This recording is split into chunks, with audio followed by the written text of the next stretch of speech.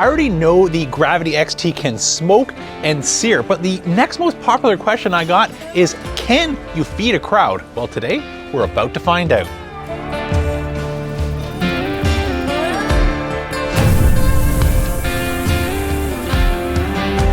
Over the years, I've learned how to turn out Texas quality barbecue on almost any grill. So much so, when I visited Cooper from Bar A Barbecue, he said he would be pleased to serve my ribs off the block at Bar A Barbecue. High praise.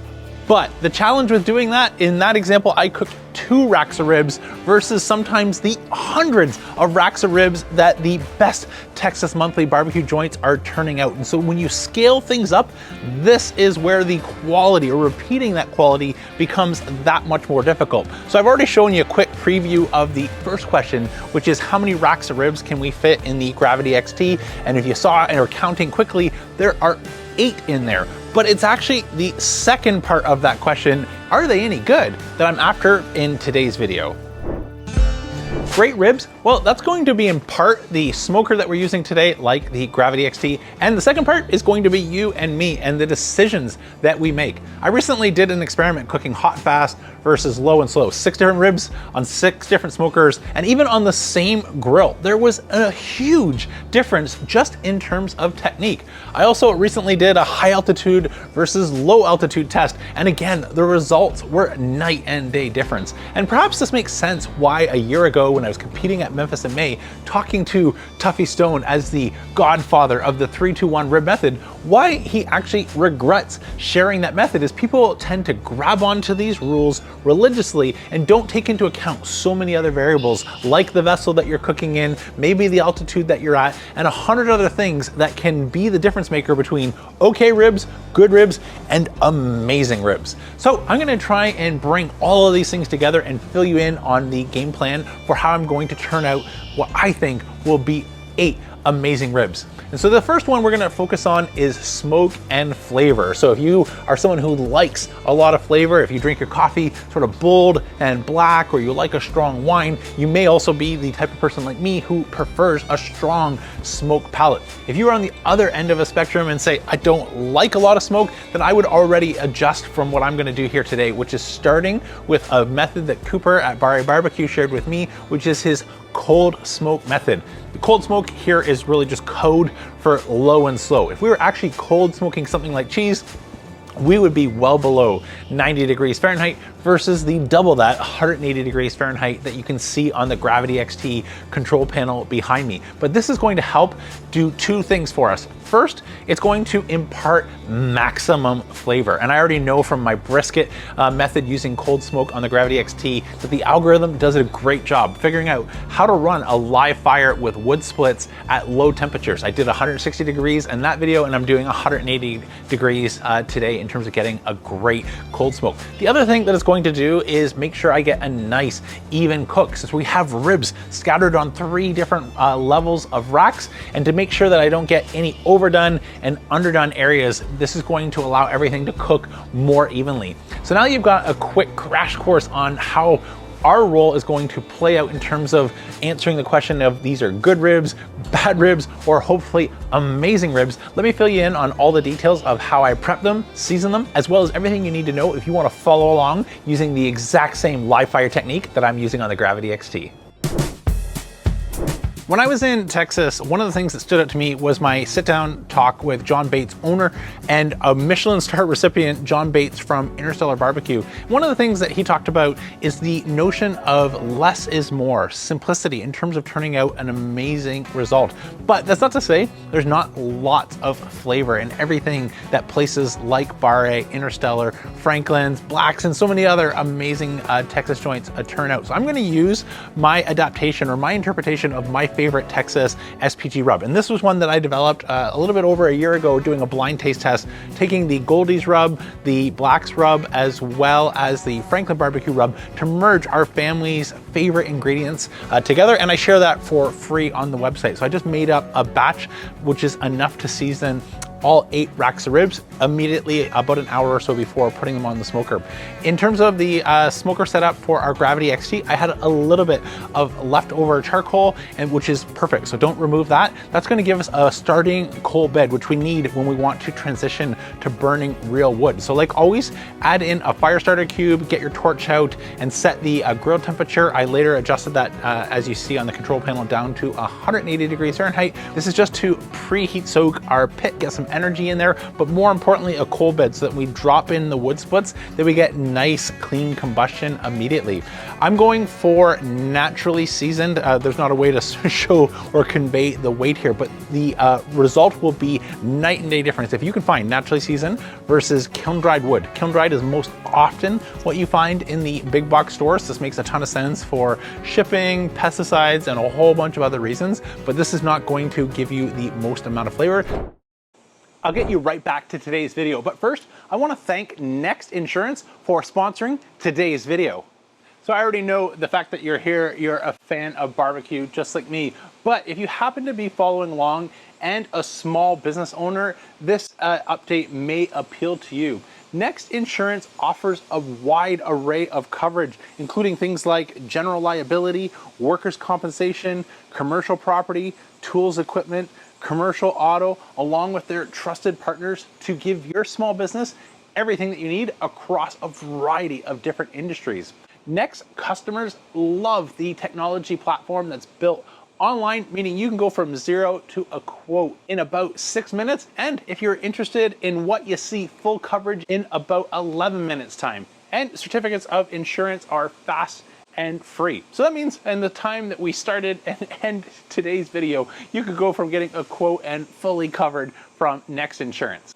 Next Technology has built a simple and powerful experience that delivers a pain-free process that's simple and easy to use, as well as customizable to all of your needs. Plus, there's savings built in. Save up to 25%. Be sure to check the details in the description to check out Next Insurance after today's video. To find out if Next Insurance is the right fit for you and you be joining over 450,000 other satisfied small business owners with a 4.7 rating on Google, check all the details in the description down below. Thanks again to Next Insurance for Small Business for sponsoring today's video. Now, back to the action.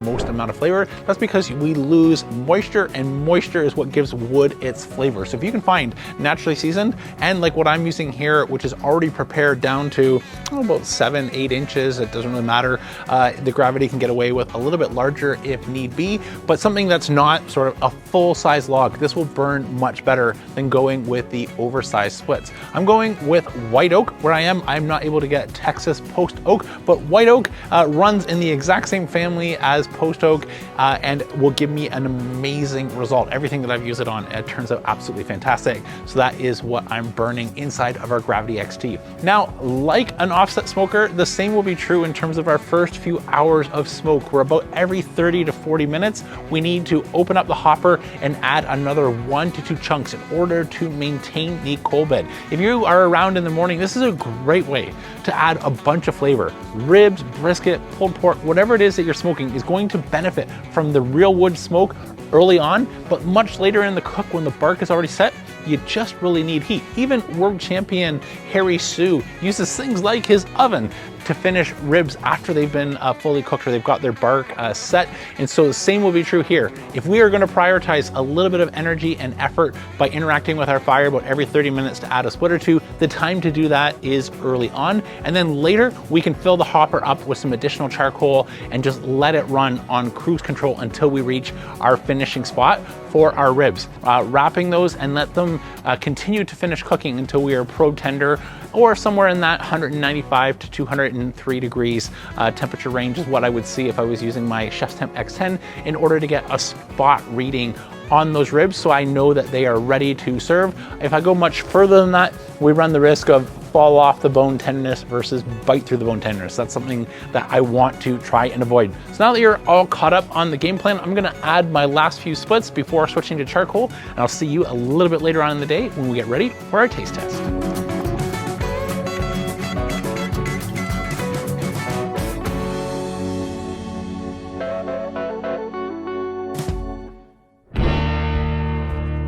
Well, the wait is nearly over. At least for me, the smells have been killing me all afternoon. So to catch you up on everything that's happened since I last saw you, we've now, as we are nearly done our cook, the ribs have shrunk up, and you might be inclined to think we could fit even more. In fact, I'm not using an entire level on my Gravity XT at this point, as the ribs have shrunk enough that I can go 4 on 4, sort of facing front to back, whereas before we're having to go sort of 2 and then 1 front to back and squish everything in there. But 8 is what I could fit raw, so 8 is what I'm sticking with today, and I didn't do any trimming whatsoever to modify these so that you could squeeze in even more. That's something, if you would like to do that, if that's part of your rib preparation method, you absolutely could get even more if we were removing some excess length from these ribs in order to squeeze your XT to its absolute capacity. But I don't like to throw any of that away, so 8 is what we are calling the maximum capacity. Now, to find out the second part of our question, which is, are they any good? We are nearly ready for our taste test. So to catch you up on everything that I did from a cook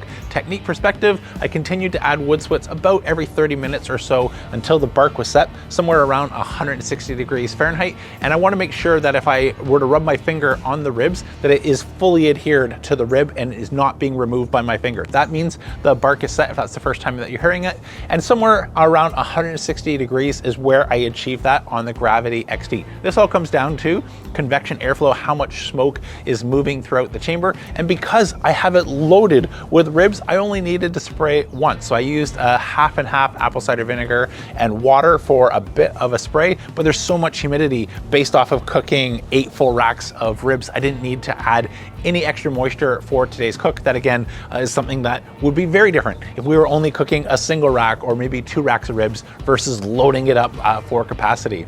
After the bark was set at 160, I mentioned at the beginning of the video, I was going to go with some ghee, which is exactly what I did. So placing the ribs upside down in some ghee. You can use tallow, ghee, or a whole bunch of other things, but this is one that I picked up from Steve Gao at Memphis SMB, whose competition barbecue team I joined. It turns out an amazing result. This is really just clarified butter. So adding a couple tablespoons of clarified butter or ghee on the bottom of a foil pouch with a little bit of the Bar A barbecue rib glaze, I loaded them back into the smoker, bumped the heat up to 275 for the last hour or so they cook a little bit quicker. And so I no longer needed to pay attention to the live fire, and we're not going to get any benefit of the live fire. I switched over to charcoal for that last hour or so, which gives me a bit of a time to do some other things around the house and let the algorithm just take care of all the fire management work, which is exactly what it's been doing. After about an hour in the foil, I removed the foil, added the remaining rib glaze that I had prepared, and I'm waiting for that just to tack up for about the last 10-15 minutes, and we'll be ready to slice in and see how the Gravity XT at capacity actually tastes.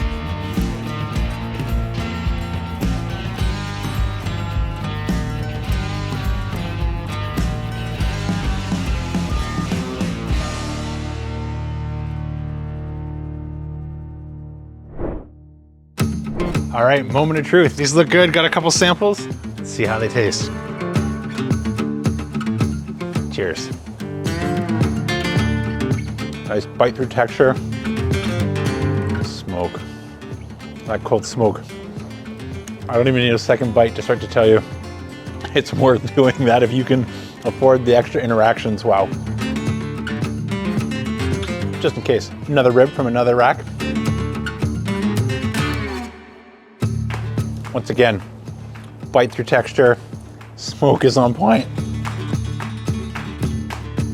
Wow, these are on the money. So as I was trying to get out with my mouth full here, if you can afford adding the cold smoke start to your repertoire, I did that video not too long ago, hot and fast versus low and slow, but the key takeaway here is a hybrid often gives me the best results, and this is also true on the Gravity XT. By starting low and slow, going for that cold smoke, getting amazing smoke profile, and then taking advantage of having an algorithm and a PID controller to just set it and forget it, be able to walk away at higher temperatures and get everything exactly done where you want is the best of both worlds. And I wish I could share these. I've got enough based off of 8 racks. I could feed a large crowd. And so color me impressed on the smoking credentials here of the Gravity XT. If you're in the market looking at this grill, We've already validated it can sear, it can smoke brisket, and now we know if you've got a party, this has got plenty of capacity to load it up and feed a large group of people. That's it for today. I'm James from Smoking Hat Barbecue signing off. Remember,